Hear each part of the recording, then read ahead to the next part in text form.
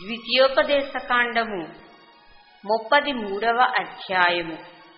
దైవజనుడైన మోషే మృతి పొందక మునుపు అతడు ఇశ్రాయేలీయులను దీవించిన విధము ఇది.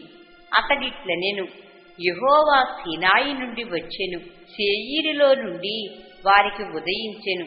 ఆయన పారాను కొండ నుండి ప్రకాశించెను. వేవేల పరిశుద్ధ సమూహముల మధ్య నుండి ఆయన వచ్చెను. ఆయన కుడిపార్శ్వమున అగ్నిజ్వాలలు మెరియుచుండెను. ఆయన జనములను ప్రేమించును. ఆయన పరిశుద్ధులందరూ నీ వశమున ఉందురు. వారు నీ పాదముల యొద్ద సాగిలపడుదురు, నీ ఉపదేశమును అంగీకరింతురు. మోషే మనకు ధర్మశాస్త్రమును విధించెను. అది యాకోబు సమాజ స్వాస్థ్యము. జనులలో ముఖ్యులను ఇశ్రాయేలు గోత్రములను కూడగా అతడు యెషూరూనులో రాజు ఆయెను. రూబేను బ్రతికి చావక ఉండునుగాక, అతని వారు లెక్కింపలేనంత మంది అగుదురు. యోదాను గూర్చి అతడిట్లనెను: యెహోవా యోదా మనవి విని అతని ప్రజల యొద్దకు అతనిని చేర్చుము. యోదా బాహుబలము అతనికి చాలునట్లు చేసి అతని శత్రువులకు విరోధముగా నీవతనికి సహాయుడివై ఉందువు. లేవీని గూర్చి ఇట్లనెను: నీ తుమ్మీము నీ ఉరీము నీ భక్తునికి కలవు. మస్సాలో నీవు అతన్ని పరిశోధించిదివి. మెరీబా నీళ్ల యొద్ద అతనితో వివాదపడితివి. అతడు నేను వానిని ఎరుగనని తన తండ్రిని గూర్చియు తన తల్లిని గూర్చియు అనెను. తన సహోదరులను లక్ష్య పెట్టలేదు, తన కుమారులని ఎంచలేదు. వారు నీ వాక్యమును బట్టి నీ నిబంధనను గైకొనిది. వారు యాకోబునకు నీ విధులను, ఇశ్రాయేలునకు నీ ధర్మశాస్త్రమును నేర్పుదురు. నీ సన్నిధిని దోపమును, నీ బలిపీఠము మీద సర్వాంగ బలిని అర్పించుదురు. యెహోవా అతని బలమును అంగీకరించుము, అతడు చేయు కార్యమును అంగీకరించుమి. అతని విరోధులను, అతన్ని ద్వేషించువారును లేవకుండునట్లు వారి నడుములను విరుగగొట్టుము. బెన్యామీనును గూర్చి ఇట్లనెను: బెన్యామీను యెహోవాకు ప్రియుడు. ఆయన యొద్ద అతడు సురక్షితముగా నివసించును. దినమెల్లా ఆయన అతనికి ఆశ్రయమగును. ఆయన భుజముల మధ్య అతడు నివసించును. యోసేపును గూర్చి ఇట్లనెను: ఆకాశ పరమార్థముల వలన, మంచు వలన, క్రింద కృంగియున్న అగాధ జలముల వలన, సూర్యుని వలన కలుగు ఫలములోని శ్రేష్ఠ పదార్థముల వలన, చంద్రుడు పుట్టించు శ్రేష్ఠ పదార్థముల వలన, పురాతన పర్వతముల శ్రేష్ఠ పదార్థముల వలన, నిత్య పర్వతముల శ్రేష్ఠ పదార్థముల వలన, సంపూర్ణముగా ఫలించు భూమికి కలిగిన శ్రేష్ఠ పదార్థముల వలన యెహోవా అతని భూమిని దీవించును. పొదలో నుండిన వాని కటాక్షము యోసేపు తల మీదికి వచ్చును.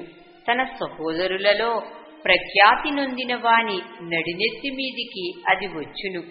అతని వృషభమునకు మొదట పుట్టిన దానికి ఘనత కలదు. అతని కొమ్ములు గురుపోతు కొమ్ములు. వాటి వలన అతడు భూమి అంతముల వరకు జనులను త్రోసివేయును. ఎఫ్రాయిము యొక్క 10,000ను మనష్షే యొక్క 1,000ను అలాగున ఉందురు. జెబూలూనును గూర్చి ఇట్లనెను: జెబూలూను, నీవు బయలువెళ్ళు స్థలమందు సంతోషించుము. ఇస్సాకారు, నీ గుడారముల యందు సంతోషించుము. వారు జనములను కొండకు పిలిచిరి, అక్కడ నీతి బలులను అర్పింతురు. వారు సముద్రముల సమృద్ధిని, ఇసుకలో దాచబడిన రహస్య ద్రవ్యములను పీల్చుదురు. గాదును గూర్చి ఇట్లనెను: గాదును విశాలపరచువాడు స్తుతింపబడును. అతడు ఆడు సింహము వలె పొంచి ఉండును. బాహువును నడినెత్తిని చీల్చివేయును. అతడు తన కొరకు మొదటి భాగము చూచుకొనెను. అక్కడ నాయకుని భాగము కాపాడబడెను. అతడు జనములోని ముఖ్యులతో కూడవచ్చెను. యెహోవా తీర్చిన న్యాయమును జరిపెను. ఇశ్రాయేలీయుల యొద్ద యెహోవా విధులను ఆచరించెను. దానును గూర్చి ఇట్లనెను: దాను సింహపు పిల్ల, అది బాషాను నుండి దుమికి దాటును. నఫ్తాలీని గూర్చి ఇట్లనెను: కటాక్షము చేత తృప్తి పొందిన నఫ్తాలి, యెహోవా దీవెన చేత నింపబడిన నఫ్తాలి, పశ్చిమ దక్షిణ దిక్కులను స్వాధీనపరుచుకొనుము. ఆషేరును గూర్చి ఇట్లనెను, ఆషేరు తన సహోదరుల కంటే ఎక్కువగా ఆశీర్వదింపబడును. అతడు తన సహోదరుల కంటే కటాక్షము పొందును. తన పాదములను తైలములో ముంచుకొనును. నీ కొమ్ములు ఇనుపవియు ఎత్తడివియునై ఉండును.